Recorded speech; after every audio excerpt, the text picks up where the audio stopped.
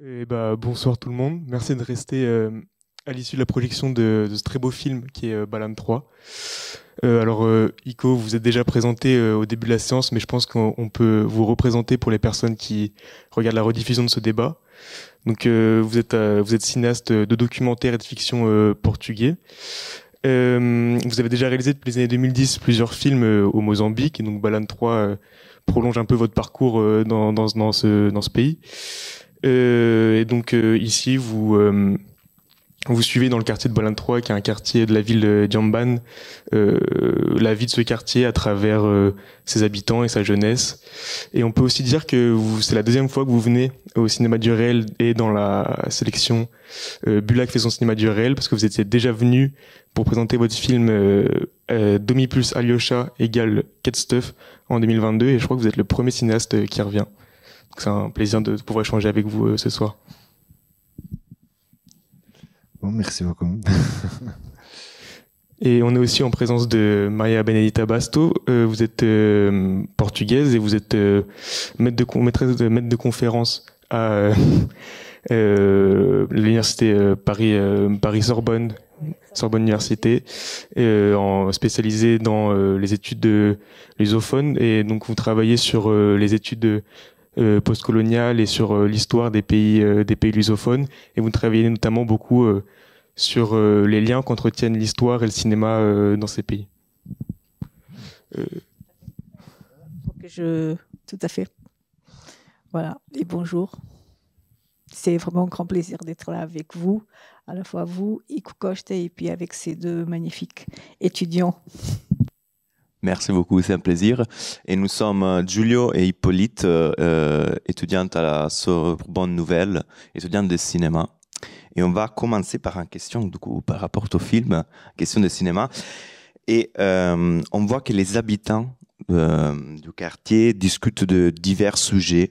On voit un peu de la politique, mais pas trop. On voit beaucoup d'amitié. Ils parlent beaucoup d'amour, de sexe aussi. Et comment avez-vous géré ces conversations aussi intimes, et quelle était la réaction de personnes impliquées de parler de ça devant une caméra?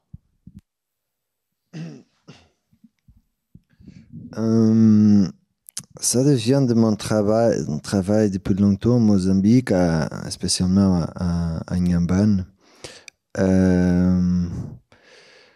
Un grand nombre de gens que sont dans le film sont des amis. Des amis, ou des amis des amis, ou des voisins, ou des gens que je connaissais parce que j'allais au magasin et on a commencé à parler. Inhambane et au Mozambique en général, c'est très différent d'ici. C'est possible que tu vas une fois au restaurant et tu parles avec la personne qui travaille là-bas, et la prochaine fois que tu vas là-bas, tu es déjà un ami. Ça se passe beaucoup. C'est très facile d'avoir un contact un peu plus intime qu'ici en Europe. Ce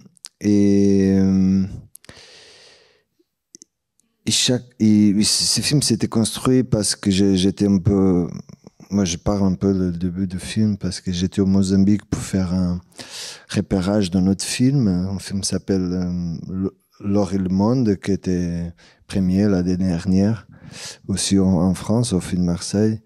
Et j'étais en repérage et casting, mais j'étais un peu perdu. Et j'avais un court-métrage à faire, que c'était le Dom et la douche, mais j'étais un peu perdu aussi. Et j'ai commencé à noter des trucs intéressants pour moi de filmer, des conversations que j'entendais dans la rue. J'avais des amis que je voulais filmer. Et quand j'ai quitté l'idée de faire l'autre film, c'était un film de fiction. À ce moment-là, on a décidé de faire un film mosaïque où je pouvais filmer mes amis, filmer des situations que j'avais vécu d'une certaine façon à d'autres. Et bon, on a commencé à parler avec les gens. Mes deux assistants ont commencé à... J'avais écrit dans un... que je voulais filmer dans une coiffeuse, dans un truc, un mec qui danse, un concert, etc. Tout ce que vous voyez dans le film. Et on a commencé à parler avec des gens. Il y avait des gens que je ne connaissais pas, des gens que je connaissais. Et au début, il avait toujours, comme toujours, il y a toujours un doute, mais pourquoi, pourquoi est-ce que tu veux nous filmer? Mais une fois qu'on parlait avec eux, et une fois qu'ils voyaient que c'était que mes intentions étaient bonnes, ils étaient aussi curieux. Et ouais, très facilement, ils ont dit OK, si tu veux me filmer, pas de souci, ouais, tu peux entrer quand tu veux. Et ça dépend des scènes. Il y a des scènes plus préparées, il y a des scènes plus improvisées. Mais de toute façon, c'était toujours notre façon de travailler. Je travaillais avec une équipe très petite. C'était comme 6 personnes, je crois. Mais pas toujours dans le lieu. Dans un quartier, on n'était pas tous les 6, on était 3, ça dépend. Et je disais ce que je voulais filmer. Quelquefois, des autres non. C'était toujours improvisé. Et une fois que on gagnait la confiance des gens, et les gens très rapidement s'oubliaient qu'on était là. Et bon, c'était un peu la façon de se faire le film, de faire le film. Je sais pas si j'ai répondu à ta question. Ouais, tout à fait. Et est-ce qu'on peut dire du coup que c'est que vous souhaitez montrer avec les films, c'est surtout les quotidiens, la réalité du Mozambique, la réalité d'Inhambane, la réalité de ces quartiers.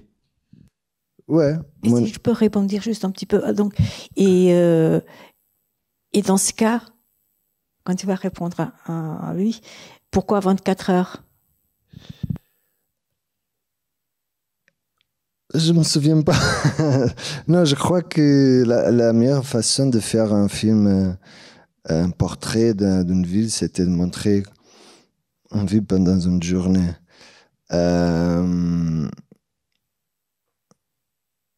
Ouais, c'était une idée que c'était déjà au début, mais c'était pas une idée de montage. Quand j'étais au montage, c'était déjà au début. Et ouais, peut-être j'étais influencé par des cinéastes que j'aime beaucoup. Je me souviens de Franco Piavoli, Vittorio Di Seta, que je me souviens que j'ai regardé Vittorio Di Seta films. Et c'est un cinéaste italien qui a fait entre deux autres films, il a fait une série de 10 films sur des travaux anciens dans le village, et il utilisait souvent ce truc d'une journée. Peut-être j'étais influencé par eux, je sais pas, mais ouais, je crois que c'était une façon intéressante de montrer la réalité d'une ville. Vous avez dit déjà plusieurs films en Mozambique, mais cet film là qu'on a vu, comment ça s'intègre un peu dans votre parcours en tant que réalisateur, et aussi au niveau de la production, parce que vous avez commencé à le faire en 2019, et après il y a eu Covid, et du coup, est-ce que c'était le Covid qui a un peu éloigné, fait grandir l'espace temporel de production de ce film? Ça, il y a plusieurs raisons. J'ai filmé en pellicule en 16 mm, et la pellicule a a pris des rayons X dans les machines des rayons X à l'aéroport de Maputo, à Inhambane.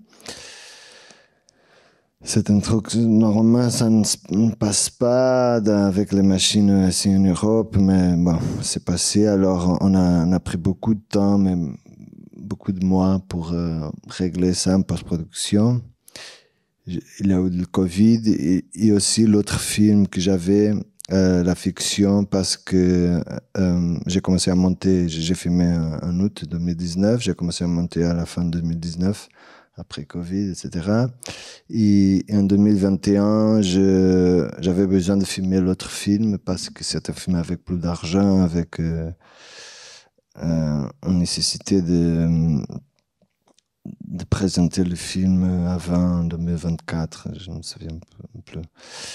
Alors, c'était la priorité, cet film. Il y avait aussi l'autre court-métrage qui avait aussi un soutien. Balantrej, c'est un film qui n'avait pas un soutien au début. J'ai fait avec des petits moyens et après j'ai cherché, je n'avais pas d'argent pour finaliser. Alors j'ai dû chercher de l'argent pour la post-production et j'ai cherché un peu d'argent au Portugal, en France. Portugal, c'était l'Institut de cinéma. En France, le CNAP. Il y a aussi un mec, c'est un truc à Las Palmas, un laboratoire qui donne des soutiens pour les films en post-production.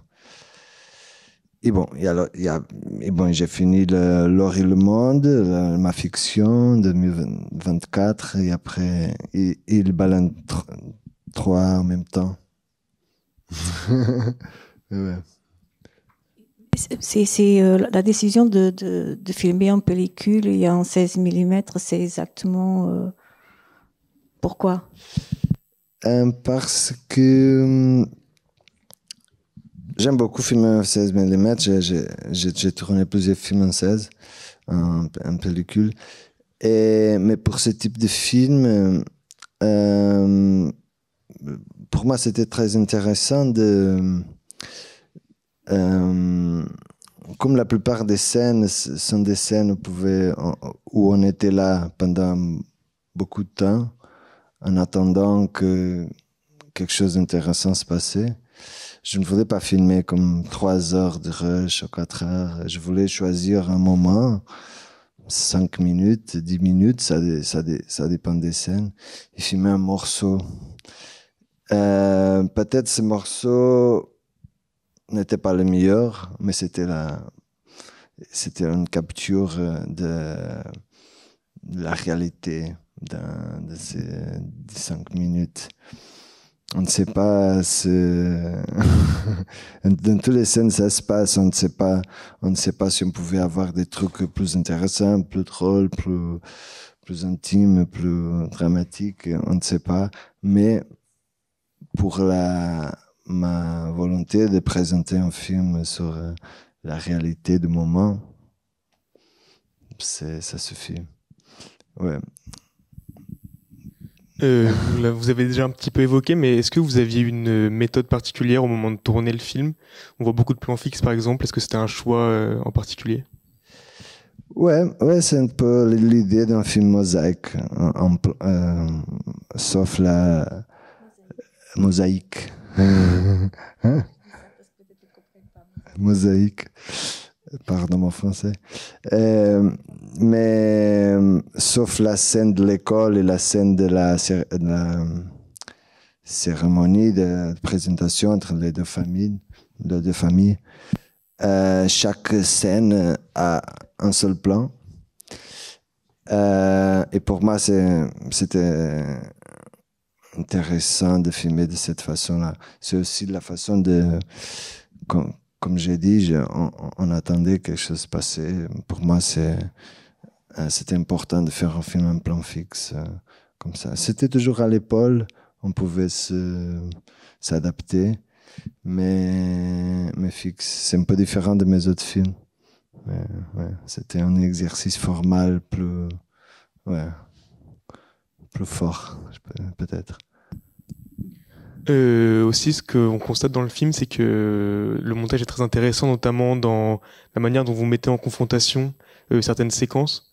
Donc, par exemple, je pense au début du film, on a une séquence dans une voiture où il y a deux hommes qui disent tu nais chien, tu meurs chien, et après on a une séquence où il y a des femmes qui disent qu'elles n'arrivent pas à trouver un homme sérieux. Donc, est-ce que c'était comment ça vous est venu ces idées un peu de montage presque en miroir c'était au début ou pendant le montage avant de filmer? Oui, c'est un peu une espèce de chant contre chant, Ouais. limite, non? À nouveau, c'est des trucs que dans une scène ou l'autre, étions des amis, par exemple. C'est inspiré des conversations que j'entends tout le temps dans la rue. Et là-bas, il y a aussi une séparation grande entre quand les hommes sortent avec les hommes et les femmes avec les femmes. Il y a une séparation grande encore dans les moments de loisirs et aussi de travail. Et ouais, je voulais avoir ça carrément. Je voulais avoir les deux points de vue, bien sûr, parce que quand je suis avec mes amis hommes, j'entends tout le temps des conversations sur des femmes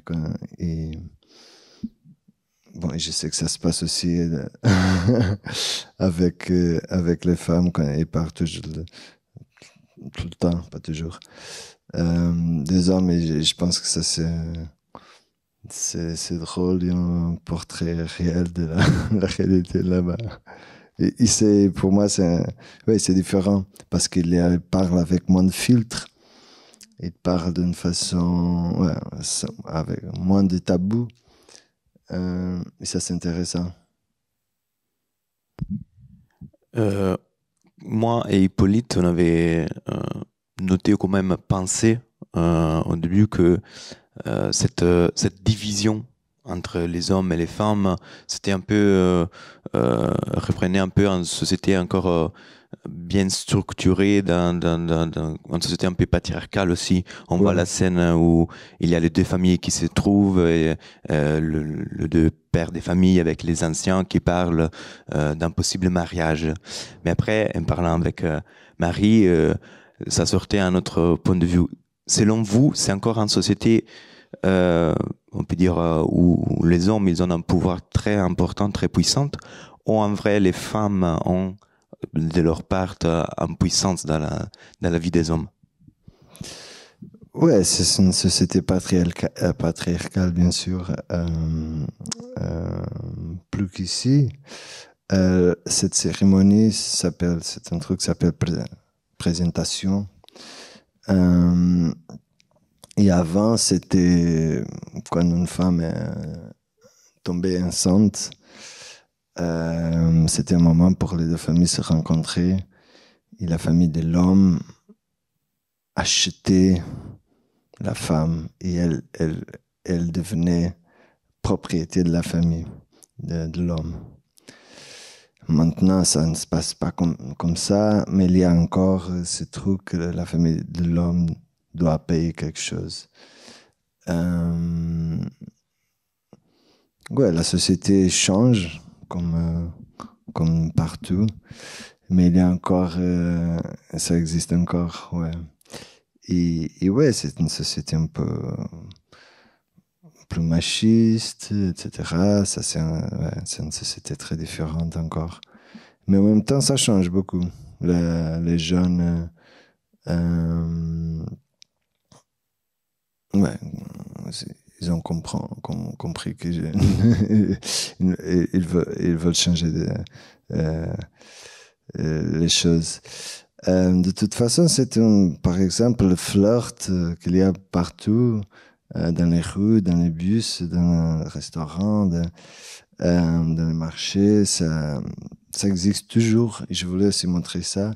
Et ça existe des deux côtés. Et les danses sont très sexuelles. Et ça existe des deux côtés. Il y a alors ouais, mais c'est une société patriarcal, machiste, mais en même temps, ouais, ça a beaucoup changé. Tout le monde a des amants, les hommes et les femmes, et ouais. Et on voit aussi des scènes avec les rapports que les Mozambicains ils ont avec les nouveaux médias. On voit une scène où il y a une télé et toute la famille qui mange et regarde la télé. Il y a quelqu'un qui dort aussi. Et on voit qu'il parle aussi de photos publiées sur Facebook et s'il a vu la photo ou pas. C'est quoi, du coup, les rapports avec, que vous avez vus avec les nouveaux médias, avec les téléphones, les réseaux sociaux aussi? Les réseaux sociaux, c'est un truc très nouveau parce que l'Internet est très cher, ils n'ont pas les moyens pour... Mais maintenant, c'est beaucoup plus fort qu'en 2019. Beaucoup plus fort. En 2019, il n'y avait pas beaucoup de gens avec des smartphones. Bon, des gens à Maputo, à la capitale, avec des gens avec plus d'argent, bien sûr, mais à Inhambane, avec des gens que je connais pas, que je connais pas vraiment. Alors ça change beaucoup et ils vont devenir comme nous, addicts. Bien sûr. Ça se passe partout. Je pense qu'on peut aussi évoquer le plan final qui est assez intéressant parce que on va dire qu'il casse un peu la chronologie sur 24 heures. Donc moi quand je l'ai vu à l'origine, je pensais que c'était un bateau de migrants en fait. Après, parce qu'il arrive après un tag notamment qui dit jusqu'ici survivre nous a empêché de vivre. Et donc moi je m'étais dit que c'était un bateau de migrants, surtout que il me semble que beaucoup d'habitants de Inhambane vont soit vers Maputo, soit vers l'Afrique du Sud pour travailler. Mais en fait pas du tout, c'est un bateau de pêcheurs il me semble. Donc, non de l'autre côté d'Inhambane, il y a une autre ville qui s'appelle Machiche. Il a une baie entre les deux villes. C'est un bateau des gens qui vont travailler, à étudier, à faire des autres choses. À Machiche, et on voit Inhambane au fond. Je sais qu'on ne comprend pas que c'est Inhambane, bien sûr. Mais pour moi, cette idée d'avoir cette scène, c'était pour dire que, bon, après toute une journée, la vie continue. Il y a des gens qui vont travailler, il y a des gens qui vont faire... ouais. On pouvait recommencer et filmer des trucs que j'ai pas filmés, peut-être. Quand je fais un autre film, je peux continuer à faire une continuation. Et Inhambane, du coup, pourquoi cette ville? Pourquoi pas Maputo, par exemple? Pourquoi pas une autre ville du Mozambique? Parce qu'en 2010, je suis allé au Mozambique pour travailler. J'ai gagné une bourse pour des gens des arts qui avaient fini un cours universitaire. J'étais 25 ans, je sais pas, 24. Je suis allé au Mozambique pour travailler dans une association culturelle qui faisait la musique et la vidéo pour la prévention de sida et des autres maladies. Et j'ai vécu un an là-bas et j'ai fait des amis. Et je voulais filmer mes amis. Des jeunes, je sais pas, j'ai commencé à travailler. J'ai commencé à travailler avec Louis, qui est là avec moi. Et ouais, j'ai pas choisi Inhambane à partir de chez moi, à Lisbonne. J'avais une relation avec des gens là-bas. Ouais. Parfois, en regardant le film, j'ai eu un peu... Est-ce que... Je me suis rappelé un petit peu de la façon de filmer de Pedro Costa, quand il va dans Fontaine, quand il fait ces documentaires qui sont aussi des fictions, avec dans la chambre de Vanda, dans cette espèce de rapport, hein, et puis aussi les plans fixes. Et il y a un dialogue avec ce genre justement de tension entre, parce que c'est un documentaire, ce que tu as fait ici, c'est un documentaire, mais qui casse un peu les codes du documentaire, à la fois les plans fixes, des plans, souvent des plans rapprochés. Quand la caméra se déplace, c'est souvent dans le dos des personnages, donc disons, il y a quand même des transgressions par rapport à ce qui est le documentaire. Ce sont des transgressions voulues, pensées, décidées, voilà. J'ai pas vraiment pensé à Pedro Costa quand je faisais, mais il y a un truc c'est un peu similaire, c'est la façon de gagner la confiance des gens et entrer dans les espaces où ils habitent. Ça s'est passé avec mon autre film, L'Or et le Monde, bien sûr, parce que j'ai passé beaucoup de temps avec eux. C'est un film qui est un peu entre la fiction et le documentaire. C'est une fiction, mais avec une façon de faire un peu documentaire, avec des dialogues improvisés. Et ça c'est très important pour moi, ne pas donner un dialogue à un comédien non professionnel, parce que ça ne va pas marcher. C'est beaucoup mieux si on travaille avec ce qu'ils ont à dire. Je ne sais pas si j'ai bien parlé. Ouais. Et pour vous, c'est un peu pour répondre un peu la question, c'est quoi les rapports? Est-ce qu'il y a un rapport pour vous entre les documentaires et la fiction? Est-ce qu'il y a quelques liens de similarité, ou c'est pour vous des choses complètement différentes? Parce que souvent on parle aussi de la réalité, mais il y a des villes, il y a des mondes qui sont des théâtres un peu à ciel ouvert, où chacun joue un peu un rôle. Et du coup, c'est un peu en fiction de la réalité. Est-ce que pour vous, il y a ça aussi? Je crois que cette conversation entre documentaire et fiction, pour moi, ça ne m'intéresse pas beaucoup. J'ai fait mon deuxième court-métrage, je crois que mon troisième, c'était aussi tourné au Mozambique, Nio Votanafte. Moi, j'avais écrit, pour moi, c'était vraiment une fiction. Et après, il est allé à beaucoup de festivals de documentaires. Il a gagné le Grand Prix du Festival de cinéma du réel ici, en 2017. Et à partir de ce moment-là, j'ai pensé, pourquoi penser à ça? Je crois que, par exemple, le scénario de mon film de Balantrej et mon film L'Or et le Monde, que c'était une fiction, ils n'étaient pas très différents. La façon j'avais comme une scène, il y a des gens qui se rencontrent, ils parlent de je sais pas quoi. C'était un peu, en fait, c'était pareil, c'était presque, il avait après ils peuvent parler de ça et ça. Oh, il y a une phrase que je voulais mettre là.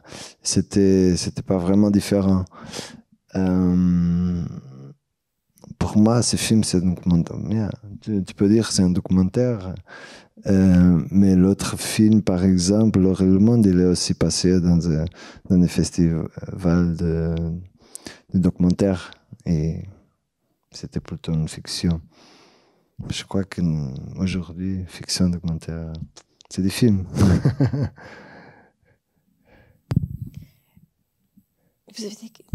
Oui, moi j'ai encore une autre question. Dans le Mozambique, il y a des fortes identités culturelles locales, très différentes aussi, parce qu'il y a plusieurs ethnies et aussi des langages différents. Et il y a aussi, c'est un pays où il y a de conséquences des dynamiques postcoloniales. pendant que vous avez réalisé ce documentaire, est-ce qu'il y avait une volonté de mettre en lumière ces aspects, cette diversité du coup, et aussi les dynamiques postcoloniales, ou vous voulez juste représenter la réalité, représenter qu'est-ce que c'est aujourd'hui, ou en 2019, le Mozambique, et en s'éloignant un petit peu du stéréotype de la représentation des pays qui ont été décolonisés? Ouais. Ouais, parce qu'en fait, je suis tombé au Mozambique, c'était pas vraiment un choix. Je suis allé là-bas et bon, et à nouveau, je n'étais pas chez moi et j'ai décidé d'aller dans un pays pour parler de quelque chose que j'avais lu. Non, j'étais au Mozambique, j'ai une relation avec le Mozambique, j'ai une relation avec des gens à Inhambane et je voulais montrer la réalité de cette ville dans des autres films, des autres réalités. Je ne pense jamais à ce genre de questions. Je sais parce que tout le monde me demande et c'est une question que les gens ici en Europe, ils veulent beaucoup parler et je comprends pourquoi. Et bien sûr, je sais que je suis un homme blanc au Mozambique et les gens que je filme, ils savent ça aussi. Mais les gens ne pensent jamais, ou presque jamais à ces sujets-là. Et bon, bien sûr, il y a un rapport. Mais ouais, ils me voient comme un étranger, bien sûr, comme une personne qui vient d'un monde différent, d'un pays riche, etc. Mais il y a un rapport d'amitié. Ouais. Il y a beaucoup d'humour dans le film. Ouais. D'humour et je pense que il le capte très bien. Et j'avais 2 questions juste avant de passer à la salle, peut-être. Alors, en effet, c'est juste 3 questions. J'ai dit 3 questions. C'est deux personnes à la fin qui font une espèce de performance à la fin, complètement seul, et ce qui n'arrive pas dans le reste du film, parce que normalement il y a toujours des groupes, et là il y a deux personnes qui font sa petite performance. Le mec qui danse. Qui danse, c'est celui qui chante. Donc comment c'est? L'autre, c'est est-ce que toutes ces personnes ont déjà vu le film et comment ils ont réagi? Et troisièmement, est-ce que concernant ce qui s'est passé dernièrement au Mozambique avec les élections, est-ce que ces personnes-là, ces amis et les autres, est-ce qu'ils ont été très affectés parce que en regardant le film, j'ai pas arrêté de penser, parce qu'il y a une très grande joie dans ce film. Et bon, ce qui s'est passé avec les élections, c'est une espèce de voilà, quelque chose de terrible. Est-ce que ces personnes ont été affectées? Voilà, si tu as des nouvelles. Et puis je pense que peut-être je commence par la deuxième question. Parce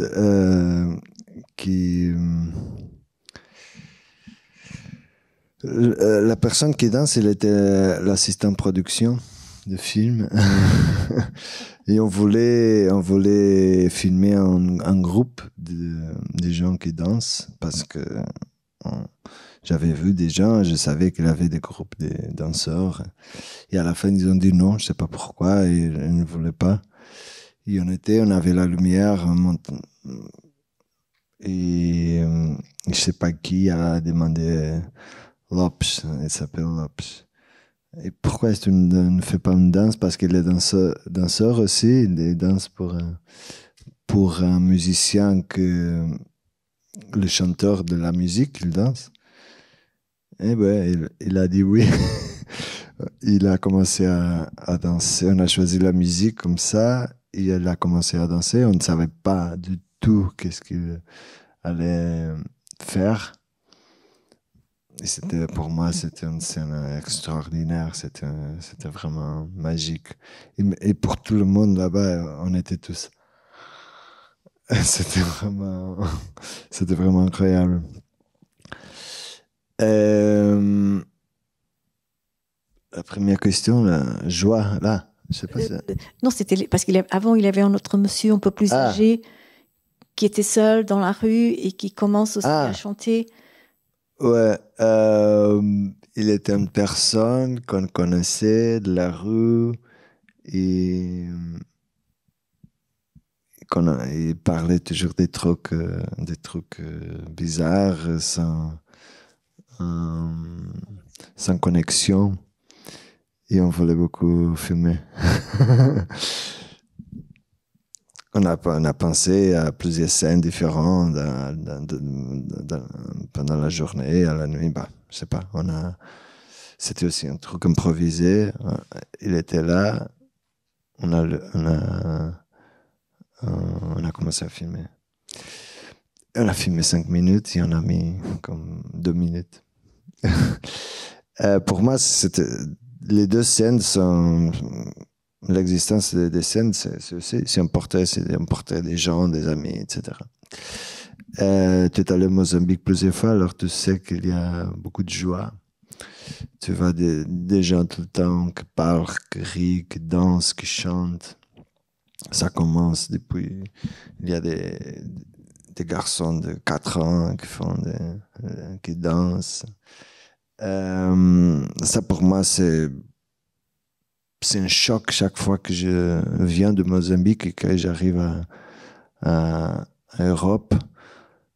Je ne vois pas le joie dans la rue. Les gens ont beaucoup besoin de l'alcool pour parler entre eux, pour faire des flirts,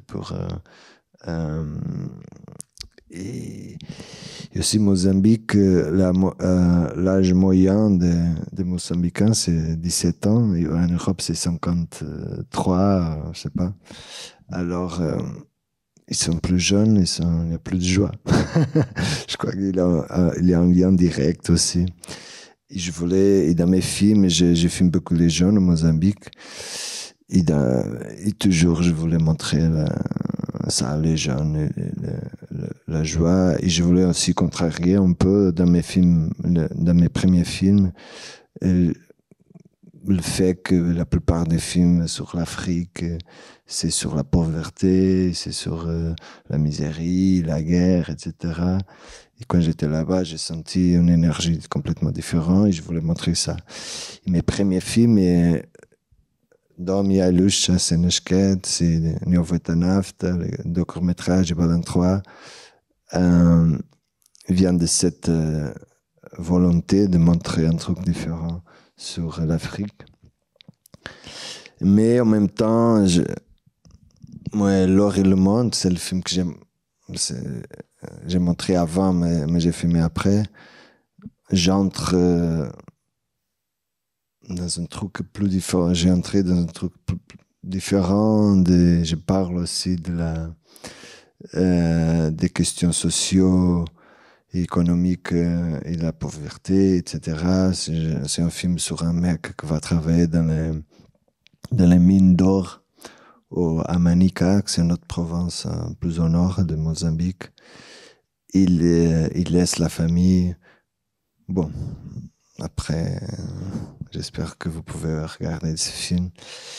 Et l'année dernière, j'étais au Mozambique pendant la campagne des élections pour filmer un film, aussi un documentaire.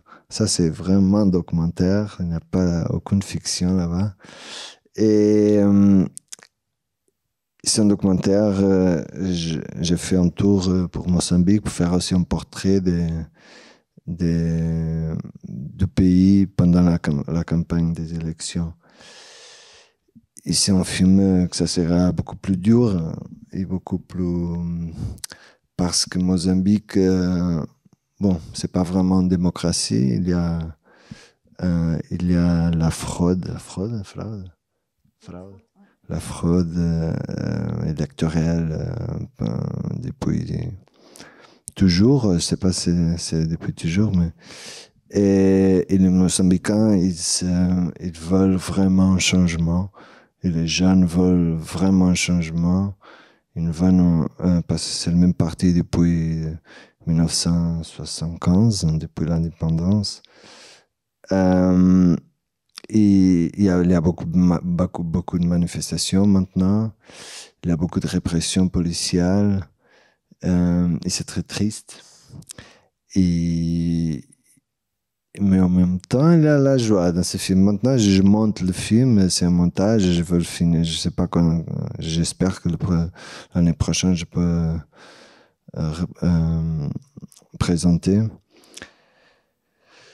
Et c'est aussi pour ça que j'ai dit au début que c'était un film un peu balantré, c'était un film un peu anachronique, parce que maintenant, la réalité du pays est un peu dure, et avec toutes ces manifestations, il y a aussi un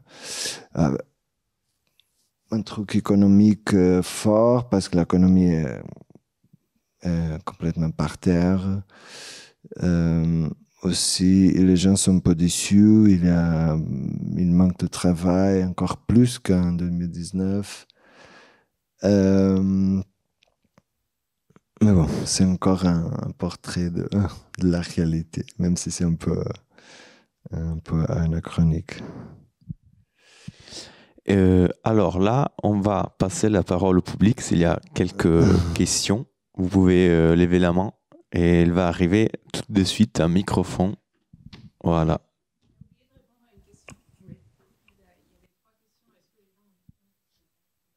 Ah, est-ce que si les gens ont vu le film? Ouais. L'année dernière, j'ai montré le film. J'ai fait une projection à la rue, au Mozambique, à Inhambane. Ouais, je sais pas, je crois qu'ils ont beaucoup aimé, parce que ils ont vraiment senti que c'est la réalité, et c'est... Ouais, je sais pas. C'était une projection que pour les gens qu'on travaillait et pour des amis. Mais ouais, je crois que c'était un moment très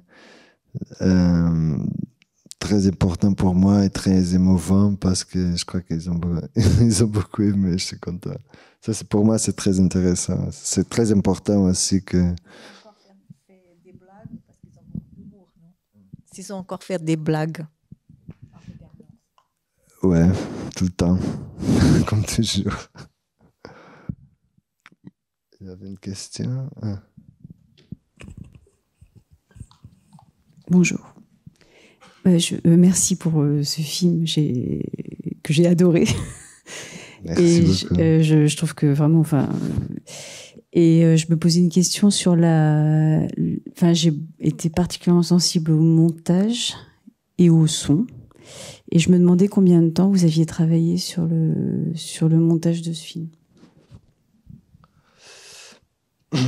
Pas beaucoup, parce que la structure était déjà un peu là. Bon, pas la séquence des scènes, mais c'est le film comme une journée. Maintenant, le film que j'ai fait, j'ai tourné en 2024 sur les élections, chaque plan peut entrer au début, à la fin, à la moitié, ça va prendre beaucoup de mois. Ça, ce film-là, on a monté avec Raoul Domingue, c'est un monteur qui travaille avec moi depuis longtemps. Et je sais pas, parce que quand on était au montage, le Covid est venu. Mais je crois qu'on a fait comme 6 semaines de montage, pas beaucoup, mais au moins, je me souviens pas. Sur le son, ouais, on a fait un travail de son, de post-production de son très beaucoup plus lourd, J'ai travaillé avec le montage son avec un ami à Lisbonne et le mixage était fait ici à Paris en fait, avec Simon Apostolou. C'est une personne avec qui je travaille depuis longtemps. Et mais ça, on n'avait pas beaucoup d'argent, alors on a un peu pressé le mixage. Je sais pas ouais, sur le son, ouais, je sais pas. Qu'est-ce que je peux dire sur le son? Pour moi, le son, pour moi, le plus important, c'est de faire. J'ai fait beaucoup de films et ça, c'est un exemple d'un film où je n'avais pas beaucoup d'argent au début pour le tournage. Alors, on a tout dépensé, tout l'argent qu'on avait, on a tout dépensé au tournage. Et après, on a cherché de l'argent pour le finaliser. Pour moi, c'est important de filmer. Et si on n'a pas d'argent, on filme de toute façon. Les gens qui travaillent avec du son n'aiment pas ça, ce que je veux dire, mais je sais que le son n'est pas toujours une priorité au tournage. Ça, c'est dommage, mais après, je me dédie dans la post-production pour refaire tout ce que ce n'était pas bien passé.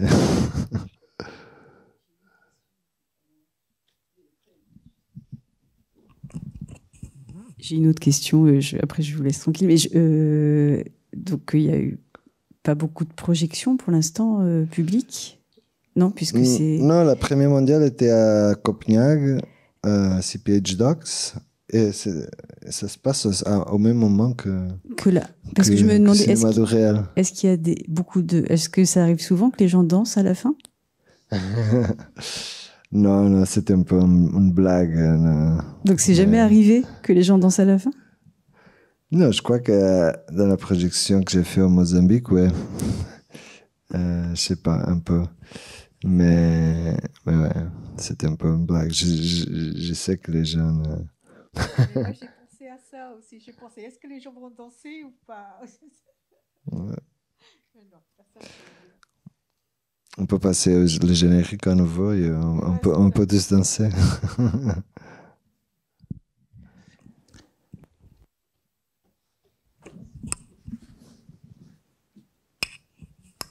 Bonsoir. Que dire? Alors, je trouve que ce film est visuellement beau, mais j'ai été gênée à plein d'endroits, notamment ce que j'ai trouvé une sorte de place qui, à un moment donné, devient presque intrusive. C'est-à-dire que j'ai l'impression qu'on est très souvent en surface d'une certaine réalité. Et j'ai été surpris aussi que ces 4 siècles de domination portugaise, d'ère coloniale, et tout ce qui a suivi après en termes de guerre civile, et même cette instabilité politique actuelle, ne ressortent qu'à travers cette phrase de jusqu'ici on a dû survivre pour vivre. Je sais pas. Quel regard est-ce que vous portez, vous, sur votre place et sur le privilège que vous avez de pouvoir faire des films au Mozambique? Est-ce que vous participez à la libération ou peut-être à l'émancipation du peuple mozambiquais? Moi, j'ai l'impression que, là, c'est la première fois que je regarde un film sur des personnes du Mozambique, et j'ai l'impression de rester un peu sur ma faim parce que je saisis pas tout à fait l'intention, en fait. Voilà, je reste sur ma faim et voilà.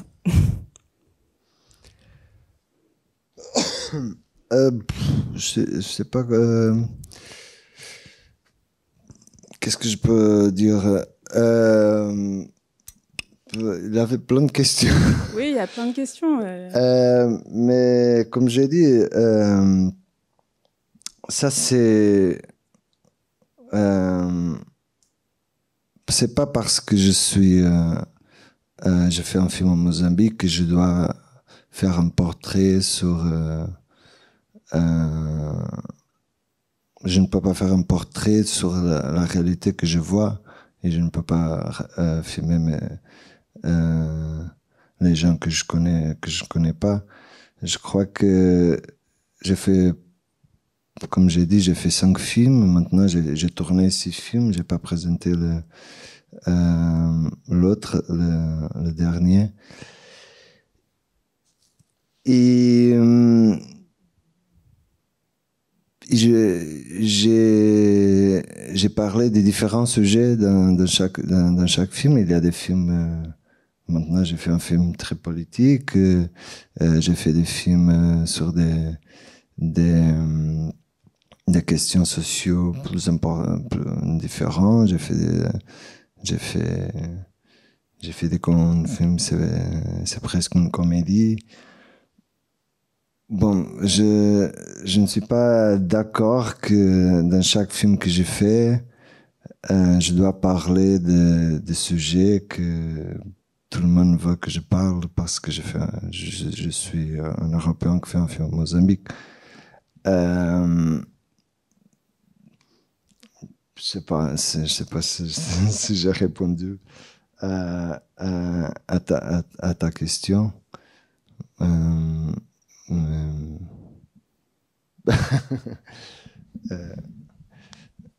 Tu vois, je sais pas si tu veux acheter quelque chose. Parce qu'il avait plein de questions dedans. Mais...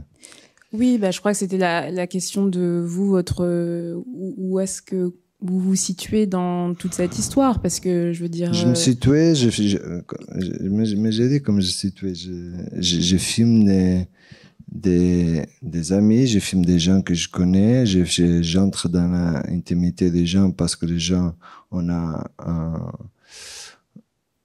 créé une relation. Mais est-ce que vos amis, ils gagnent un peu d'argent quand vous faites des films sur eux comme ça? Bien sûr. Ok. Oui, bien sûr, comme tout le monde qui a travaillé dans ces films, dans les autres films. Bon, ça dépend des films parce qu'il y a des documentaires. Mon dernier film, j'ai fait un documentaire dans la rue. J'ai filmé des manifestations. Ça, c'est différent. Mais oui, bien sûr. Quand je suis au Mozambique, tout le monde me dit, ah ouais, tu dois montrer comment on vit. Ça, c'est pas, tout le monde pense qu'ici, il y a que la guerre, il y a que la misérie, etc. Il avait une volonté de montrer une image différente de ce que c'est leur vie. Moi, je voulais juste dire quelque chose par rapport. Je crois qu'il y a une immense pudeur dans tout le film, que ce soit dans la façon dont la caméra filme, là où elle est, et que ce soit dans la manière des personnes d'être et de parler. C'est très beau. C'est très beau parce que ce qu'on voit des sentiments les uns par rapport aux autres, il y a une capacité dérisoire, une capacité de rire de soi-même, de faire des blagues avec les autres, mais aussi avec soi-même. Et en même temps, il y a l'amour. On parle des uns des autres. On parle de sexe. Mais il y a une très grande pudeur, que ce soit les hommes ou que ce soit les femmes. Et je crois que ce film, il a aussi, il nous donne ça aussi. Ouais, c'est vrai. Lié à ça, il y a un choix formel dans le film, que c'est, comme j'ai dit au début, j'étais dans un lieu, dans une chambre, sans savoir vraiment ce que pouvait se passer. c'est pas un film avec où j'ai fait des plans détails sur les choses. Quand je dis que c'était un film portrait, c'est un film mosaïque, etc. Je voulais vraiment avoir que chaque scène pouvait raconter quelque chose elle-même, elle seule. Et je ne voulais pas faire, je sais pas. Je ne crois pas que c'est important d'avoir toujours être proche avec des grands plans tout le temps quand je filme une scène où il parle des trucs intimes, parce que pour moi c'est un peu, ouais, je sais pas, ça pouvait. Et c'est très intéressant, disons, la scène peut-être la plus intime. Elle est très intéressante parce que d'une part, il y a... je filme par le miroir. Voilà, c'est ça, c'est ce que j'allais dire. C'est le miroir. Ouais. On n'est pas là en train de... La caméra ne regarde pas directement. Elle est en train de regarder au miroir. Et je trouve que c'est un très bon exemple de ce travail qui a fait le long du film. Ouais, je ne voulais pas être trop pornographique, quoi.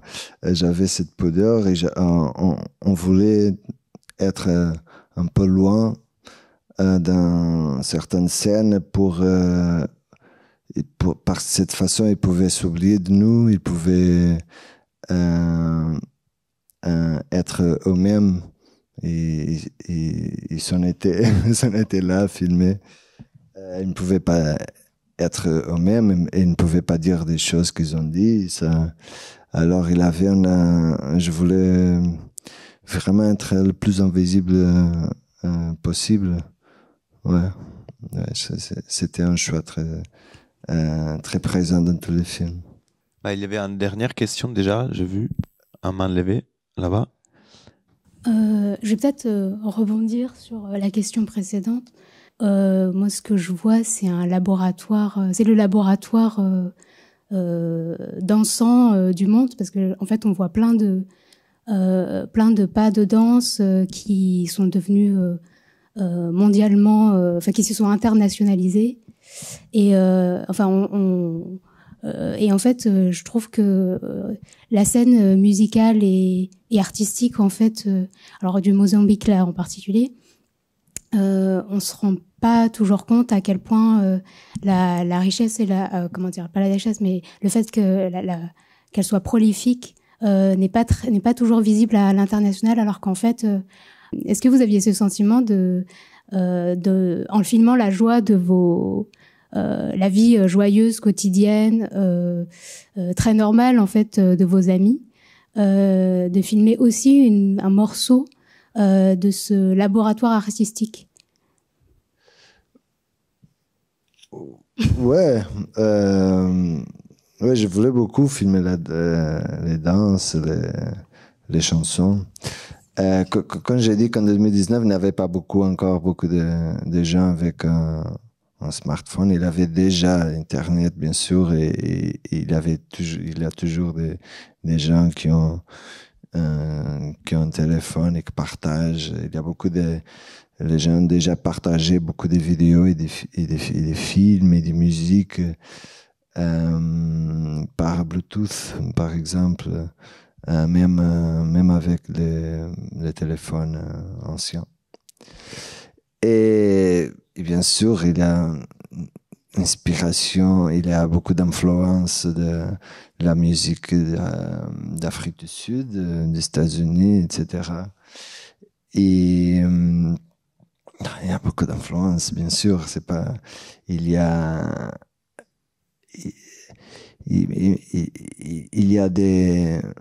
des musiques. Ils s'adaptent pour réinventer ils sont adaptés pour réinventer la musique traditionnelle, mais maintenant la plupart des gens font des films avec les ordinateurs, il loue un studio avec un mec qui fait un truc électronique, il chante avec des rythmes.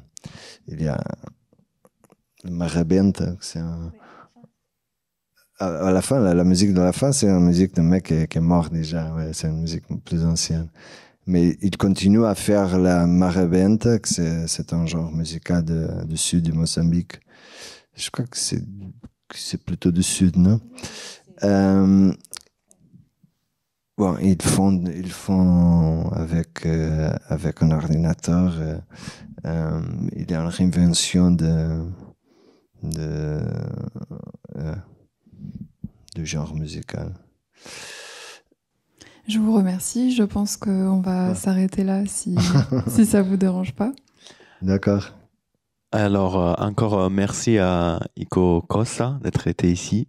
Merci beaucoup. Et, merci Hippolyte, merci Maria. Et moi, je suis Julio et vous étiez à la Boulac qui fait son cinéma du réel.